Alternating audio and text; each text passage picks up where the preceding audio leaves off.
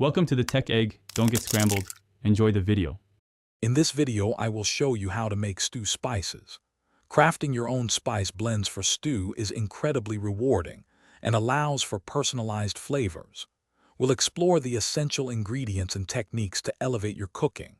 You'll learn to combine common spices to create a warm, aromatic foundation for any hearty stew, ensuring a delicious and comforting meal every time.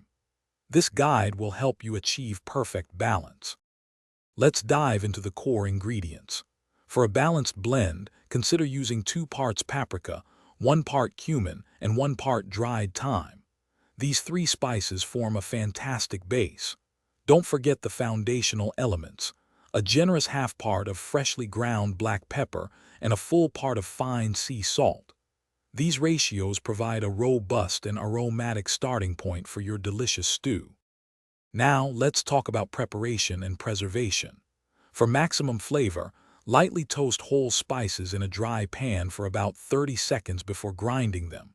Use a spice grinder or a mortar and pestle to achieve a fine powder. Once blended, store your homemade mix in an airtight container, like a small glass jar. Keep it in a cool, dark cupboard to maintain its potency for up to 3 months. The best part about making your own blend is customization. Feel free to add a 1/4 part of cayenne pepper for a gentle heat, or a 1/2 part of dried rosemary for a more piney, robust aroma. Consider incorporating a few crushed bay leaves or a 1/4 part of ground allspice for unique, complex notes. Adjust all quantities to perfectly suit your personal taste preferences and culinary vision.